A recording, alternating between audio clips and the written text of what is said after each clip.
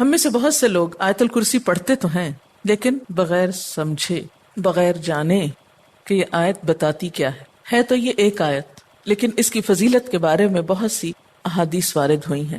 ترمذی کی ایک روایت ہے حضرت ابو ہریرہ رضی اللہ تعالی عنہ سے کہ نبی صلی اللہ علیہ وسلم نے فرمایا کہ ہر چیز کا کوہان اور بلندی ہے، یعنی ہر چیز کی بلندی ہوتی ہے، اور قرآن حکیم کی بلندی سورۃ البقرہ ہے، اور اس میں آیت الکرسی تمام آیتوں کی سردار ہے۔ یعنی ہر چیز کی ایک بلندی ہوتی ہے۔ قرآن کی بلندی کس میں ہے؟ سورۃ البقرہ میں، اور سورۃ البقرہ میں ایک آیت ہے جو تمام آیتوں کی سردار ہے، اور وہ کون سی آیت ہے؟ آیت الکرسی۔ حضرت ابی ابن کعب سے روایت ہے کہ نبی صلی اللہ علیہ وسلم نے فرمایا، اے ابو المنذر، اللہ کی کتاب میں تمہارے پاس سب سے افضل آیت کون سی ہے؟ عرض کیا، اللہ اور اس کا رسول خوب جانتا ہے۔ آپ نے فرمایا، اے ابو المنذر، اللہ کی کتاب کی آیات میں کون سی آیت تمہارے پاس سب سے بڑی ہے؟ انہوں نے عرض کیا، اللہ لا الہ الا هو الحی القیوم۔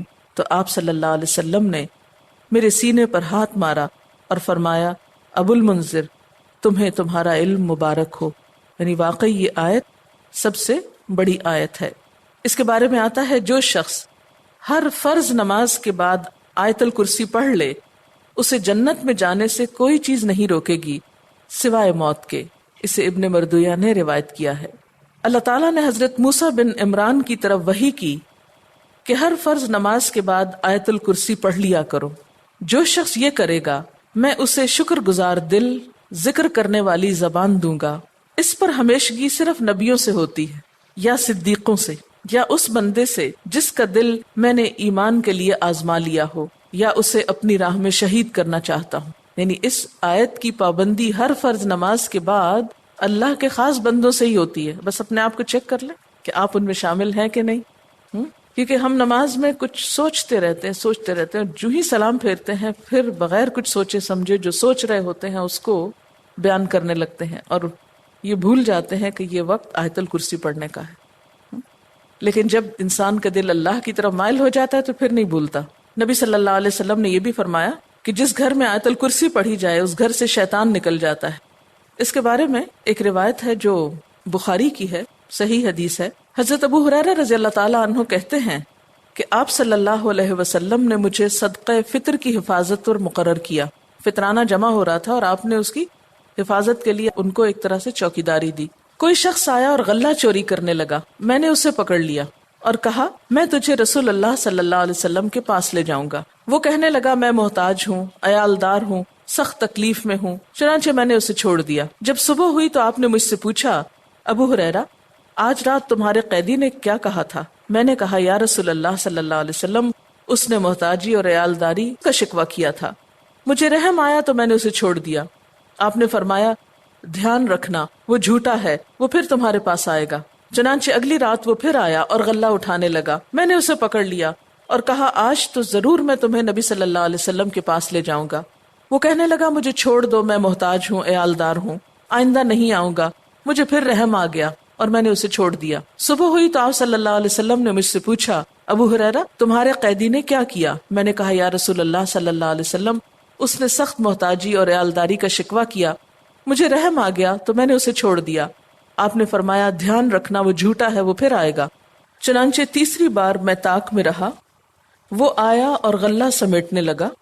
میں نے کہا، اب تو میں تمہیں ضرور آپ صلی اللہ علیہ وسلم کے پاس لے جاؤں گا، اب یہ تیسری بار ہے۔ تو ہر بار یہی کہتا ہے کہ پھر نہ آؤں گا، مگر پھر آتا رہا۔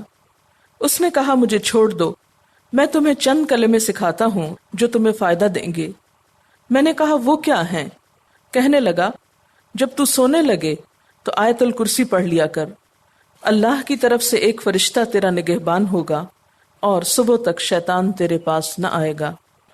صبح ہوئی تو آپ صلی اللہ علیہ وسلم نے مجھ سے پوچھا، تیرے قیدی نے آج رات کیا کیا؟ میں نے آپ صلی اللہ علیہ وسلم کو ساری بات بتلا دی تو آپ صلی اللہ علیہ وسلم نے فرمایا، اس نے یہ بات سچی کہی، حالانکہ وہ جھوٹا ہے۔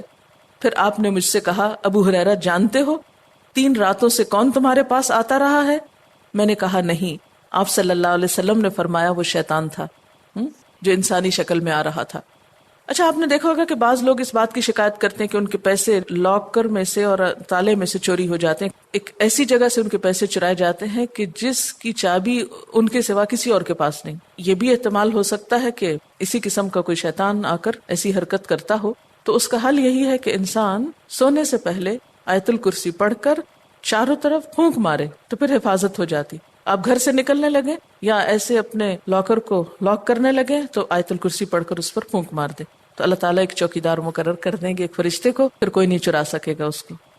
تو بہرحال آیت الکرسی جو ہے یہ بہت ہی فضیلت والی آیت ہے. چلیے اب دیکھتے ہیں کہ اس آیت میں ہے کیا. اللہ لا الہ الا ہو، اللہ تعالیٰ اس کے سوا کوئی الہ نہیں. الہ کون ہوتا ہے؟ اس کا معنی عام طور پر معبود کیا جاتا ہے، لیکن بنیادی طور پر الہ کا معنی ہوتا ہے خالق، رازق، مالک، حاجت روا، مشکل کشا، عبادت کے لائق. ظاہر ہے جس نے پیدا کیا، جو روزی دیتا ہے، وہی مالک ہونے کا حقدار ہے. پھر جو ہماری حاجتیں پوری کرتا ہے، جو ہماری مشکلیں آسان کرتا ہے، وہی اس لائق ہے کہ ہم اس کی عبادت بھی کریں. تو اللہ لا الہ الا ہو، اللہ تعالیٰ وہی عبادت کے لائق ہے. الحی القیوم، زندہ ہے، قائم رہنے والا ہے، دوسروں کو قائم رکھنے والا ہے. لا تأخذہ سنۃ ولا نوم، نہ اس کو اونگ آتی ہے اور نہ نیند آتی ہے. لہ ما فی السماوات وما فی الارض، اسی کے لیے ہے جو آسمانوں میں ہے اور جو زمین میں. من ذا الذی یشفع عندہ الا باذنہ، کون ہے جو اس کے پاس سفارش کر سکے مگر اسی کے اذن سے. یعلم ما بین ایدیہم وما خلفہم، وہ جانتا ہے جو ان کے آگے ہے اور جو ان کے پیچھے ہے. ولا یحیطون بشیء من علمہ الا بما شاء، اور وہ اس کے علم میں سے کسی چیز کا احاطہ نہیں کر سکتے مگر جو وہ خود چاہے. پھر فرمایا وسع کرسیہ السماوات والارض، وسیع ہے اس کی کرسی آسمان و زمین پر. ولا یؤودہ حفظہما، اور نہیں تھکاتی اس کو ان دونوں کی حفاظت. وہو العلی العظیم، اور وہ بلند ہے، بہت بڑا.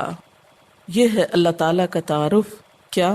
نمبر 1، اس کے سوا کوئی الہ نہیں. نمبر 2، وہ زندہ ہے. نمبر 3، قائم رہنے والا ہے، قائم رکھنے والا ہے. نمبر 4، اس کو نیند اور اونگ نہیں آتی. نمبر 5، آسمان و زمین کا مالک وہی ہے. نمبر 6، اس کے پاس کسی کی سفارش کام نہ کرے گی مگر اسی کی اجازت کے ساتھ، یعنی سارا اختیار قیامت کے دن اسی کے پاس ہوگا. نمبر 7، انسانوں کے سامنے اور انسانوں کے پیچھے، یعنی ان کا ماضی اور مستقبل سب کا علم وہ رکھتا ہے.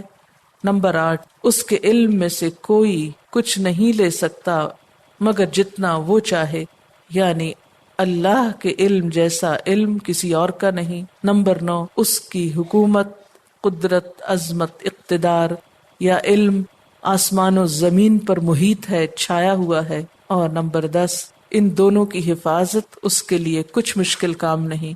نمبر